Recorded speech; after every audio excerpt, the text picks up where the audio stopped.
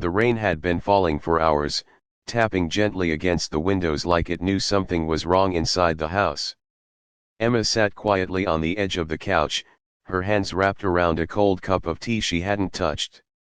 Across the room, the bedroom door stood half open, a silent invitation she wasn't sure she deserved anymore. She looked toward it, then away again. Because sometimes, the hardest part isn't the argument, it's what comes after the silence, the distance, the feeling that something fragile might already be broken beyond repair. Before we begin, if stories like this touch your heart, don't forget to like, subscribe, and share your thoughts in the comments. Welcome to Corner of Kind Choices, where small acts of kindness create the biggest changes. Emma and Daniel had been married for 6 years. Not perfect years, no marriage ever is, but they were filled with shared jokes, quiet dinners, late-night talks, and dreams they built together piece by piece. But lately, things had felt different. Daniel had been working longer hours at the construction company. Emma had recently lost her job at a local bookstore, a place she loved more than anything. The stress piled up quietly, like dust no one noticed until it covered everything.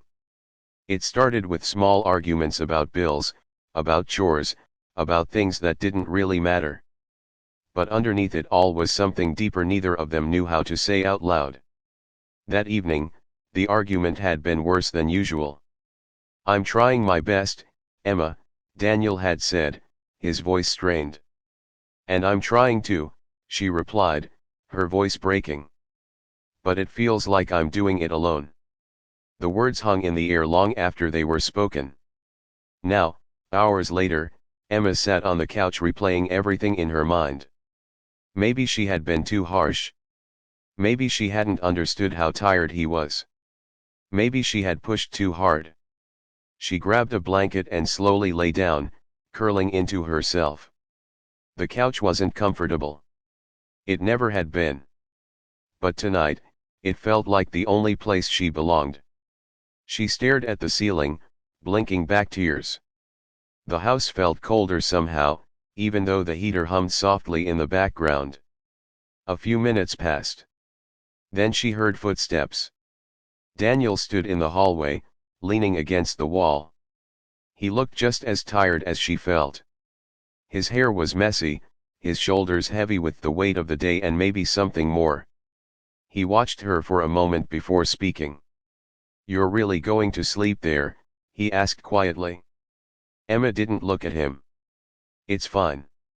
"It's not fine," he said gently. She pulled the blanket tighter. "I don't want to make things worse." There was a pause. Then Daniel walked closer, stopping just a few feet away from the couch. "The bed is big enough for two," he said softly. Emma blinked, surprised. She finally looked up at him, searching his face for anger, frustration, anything. But there was none. Just kindness. "I know we argued," he continued, his voice steady but warm. "I know things aren't easy right now. But that doesn't mean we stop being us." Emma felt something shift inside her. "But what if we're not okay?" she whispered. Daniel knelt beside the couch, his eyes meeting hers. "Then we figure it out," he said. "Together. Not from opposite sides of the house." Tears filled Emma's eyes, but this time they felt different. Softer. Lighter. She hadn't realized how much she needed to hear that. For days, maybe weeks, she had been carrying this quiet fear that they were drifting apart, that one day, they'd wake up as strangers sharing the same space. But in that moment, Daniel's words reminded her of something simple, something easy to forget. Kindness isn't about being perfect. It's about choosing each other, even when it's hard. Emma slowly sat up, letting the blanket fall from her shoulders. "I'm sorry," she said, her voice trembling. "I know things have been tough.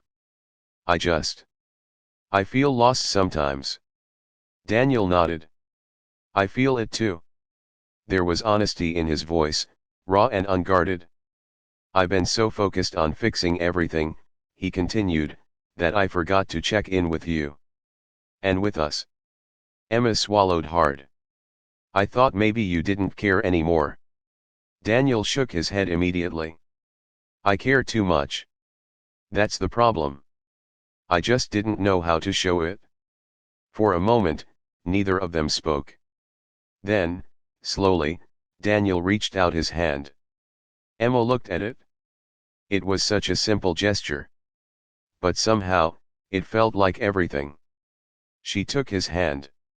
And just like that, the distance between them didn't feel so big anymore. They walked to the bedroom together, not saying much. They didn't need to. The room felt warmer than before, softer somehow. Emma hesitated for a second before climbing into bed.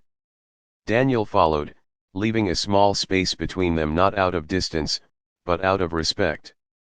It was Emma who closed that space. She shifted closer, resting her head lightly against his shoulder. Daniel exhaled slowly, as if he had been holding his breath all night. I missed this, he said quietly. Emma smiled faintly. Me too. They lay there in silence, listening to the rain outside. It wasn't a perfect moment. It didn't magically fix everything. But it was a beginning. A reminder that even in the middle of confusion and frustration, kindness could still find its way in. The next morning felt different. Not dramatically different, but enough. Emma woke up first, the soft morning light filtering through the curtains. For a moment, she forgot everything that had happened. Then she felt Daniel's arm resting gently across her side. And she smiled. Carefully, she slipped out of bed and headed to the kitchen. She made coffee the way Daniel liked it, with just a little extra cream. It was a small thing, but it felt important. A few minutes later, Daniel walked in, rubbing his eyes. He paused when he saw her. Morning, he said, a hint of a smile on his face. Morning, Emma replied, handing him the cup. He took it, surprised. Thanks. They stood there for a moment, the silence no longer heavy. Hey, Daniel said after a second. I was thinking, maybe tonight we could sit down and talk. Really talk. About everything. Emma nodded. I'd like that. And maybe, he added with a small grin, we order takeout so neither of us has to cook. Emma laughed softly. That sounds perfect. It wasn't a grand gesture. There were no dramatic speeches, no sweeping apologies. Just two people choosing to try again. Choosing kindness over pride. Choosing connection over distance. Days turned into weeks. Things didn't become perfect overnight, but they improved. They started checking in with each other more. Listening more. Understanding more. There were still hard days. Still moments of frustration. But now, they had something stronger holding them together. A quiet promise. That no matter how tough things got, they wouldn't push each other away. They would pull closer. One evening, weeks later, Emma found herself sitting on the same couch. But this time, it felt different. Daniel walked in, holding 2 cups of tea. Thought you might want this, he said, handing her one. She smiled. Thank you. He sat beside her, close enough that their shoulders touched. Emma looked at him, her heart full in a way she hadn't felt in a long time. You know, she said softly, that night, when you told me the bed was big enough for 2. Daniel smiled. Yeah. That meant more than you know. He shrugged lightly. It just felt like the right thing to say. Emma shook her head. No. It was more than that. It was kindness. And it changed everything. Daniel didn't respond right away. Instead, he reached for her hand. And this time, there was no hesitation at all. Sometimes, we think kindness has to be something big. A grand gesture. A life-changing moment. But often, it's much simpler. It's an open door. A gentle word. A quiet reminder that someone isn't alone. That night, Emma didn't need a perfect solution. She didn't need all the answers. She just needed someone to say, "There's still space for you here." And Daniel gave her that. If this story touched your heart, remember this. Kindness doesn't fix everything overnight. But it opens the door. It creates space. It reminds us that even in our hardest moments, we don't have to face them alone.